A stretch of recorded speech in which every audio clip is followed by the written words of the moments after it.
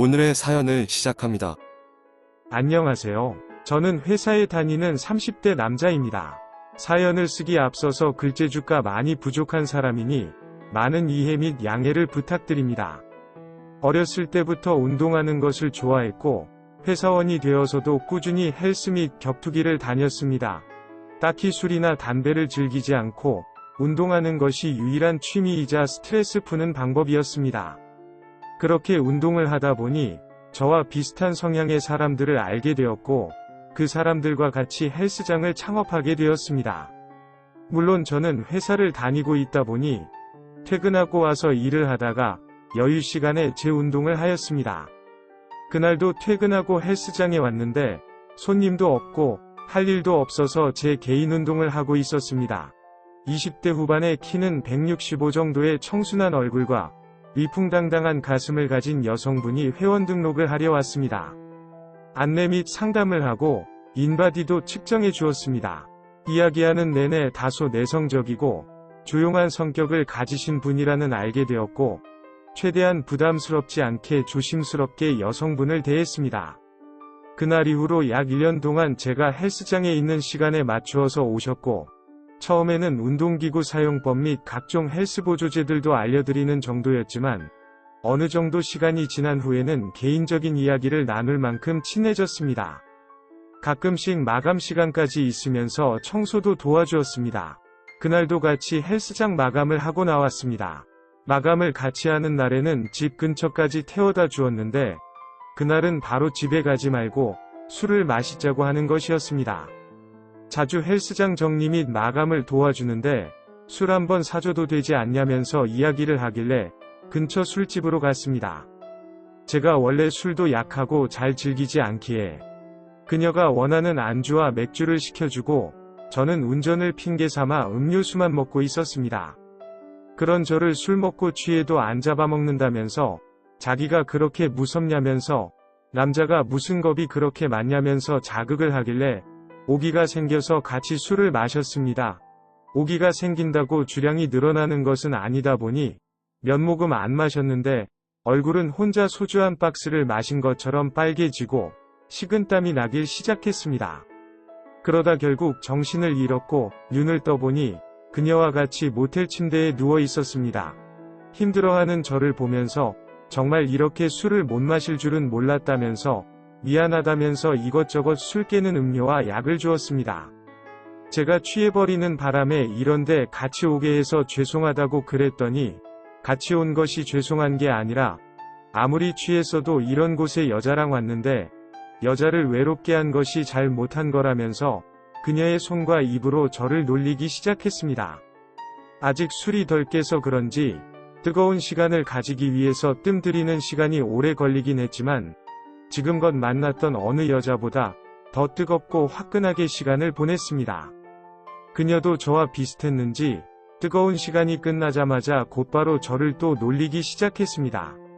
그렇게 저와 그녀는 연달아서 5번이나 뜨거운 시간을 보냈습니다.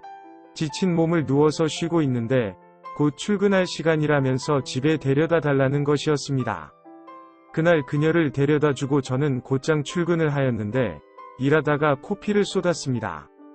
그날 이후로 그녀와 헬스장 밖에 따로 만나는 일이 많아졌고 만날 때마다 항상 마무리는 모텔로 갔습니다. 그녀에게 사귀자고 고백을 해야 하나 아니면 이미 사귀는 사이인가라는 고민과 함께 그녀와 저의 사이가 애매하다고 생각을 하고 있는데 그녀가 먼저 사귈 의향이 있냐면서 고백을 하는 것이었습니다. 이미 침대에서 보낸 시간이 적지 않았고 같이 밥도 먹고 영화도 보고 여행도 다녀온 사이이기에 고백을 거절할 이유가 없었습니다. 그날도 같이 헬스장 마감을 하고 퇴근을 하는데 숙박비도 아깝고 늦은 시간이라 열린 식당도 거의 없다면서 밖에서 놀지 말고 그녀의 집으로 가서 놀다가 자고 출근하라는 것이었습니다. 지인들과 동업을 차린 헬스장이다 보니 제 집과 차로 30분 이상 가야 됩니다. 그래서 그녀와 늦게까지 놀면 집에 돌아가는 것도 힘들고 다음날 출근까지 부담이 되는 상황이었는데 그녀의 집으로 가서 데이트하자고 하니 저는 너무 좋았습니다. 그녀의 집으로 야식을 배달 주문을 해놓고 설레는 마음으로 들어갔습니다. 아파트 단지 앞까지만 그녀를 여러 번 태워다 주었을 뿐 들어가 보지 못해서 궁금하기도 하고 한 번은 가보고 싶었습니다. 집에 들어가자마자 저는 잘 못 들어온 줄 알았습니다. 현관문을 열자마자 정면에 그녀의 결혼사진이 붙어 있는 것이었습니다. 그녀도 아무렇지도 않다는 듯이 저를 이끌고 집으로 들어갔습니다. 거실 소파에 앉아서 집을 보는데 여기저기에 결혼사진 및 남편과 찍은 사진이 많이 있었습니다. 어떻게 된 거냐고 물었더니 많이 놀랐냐면서 자기는 사실 유부녀라고 하였습니다. 그런데 남편이 배를 타는 직업이다 보니 몇 개월에 한 번씩 집에 온다면서 너무 걱정하지 말라고 하는 것이었습니다. 핸드폰으로 실시간 남편의 위치를 보여주는데 바다 한가운데 있었습니다.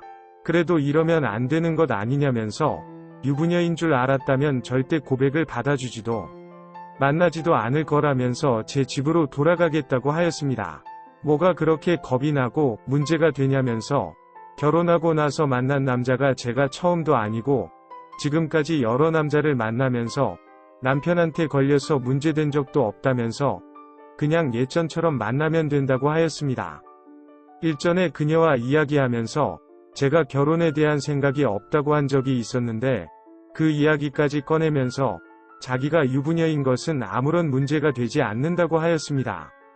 그러면서 그녀 자신이 얼마나 외롭고 몇 개월 만에 만난 남편은 몸이 피곤하다면서 본인만 짧게 즐기고 그녀를 즐겁게 해주지도 않는다며 신세한탄을 하는 것이었습니다. 남편에 대한 불만은 충분히 이해가 되지만 그렇다고 해서 저와 관계가 지속해도 되는 이유라고 생각이 들지 않았습니다. 만남에 대해서 생각할 시간이 필요하다고 한 뒤에 그녀의 집을 나왔습니다. 돌아오는 차 안에서 그녀가 유부녀라는 것이 계속 마음에 걸렸고 몰랐다면 계속 만났겠지만 알게 된 이상은 그녀와 계속 만나는 것은 무리라고 생각이 들었습니다. 게다가 이미 충분히 즐길 만큼 즐겼고 괜히 조금 더 즐기려다가 험한 꼴도 당하고 싶지 않았습니다. 집에 도착해서는 그녀에게 이런 제 솔직한 마음을 전달하였습니다. 그녀는 제가 아쉬웠는지 남편이 돌아오려면 3개월 정도 남았는데 그때까지만 만나자고 하였습니다.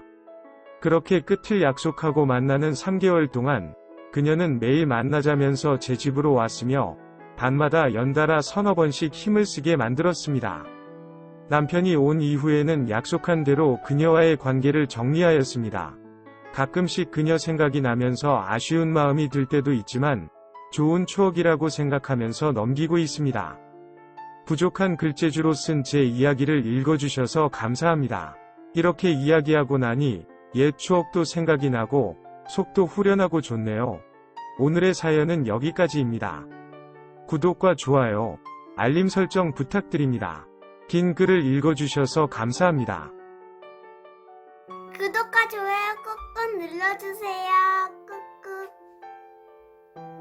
알림 설정도 꾹꾹 눌러주세요.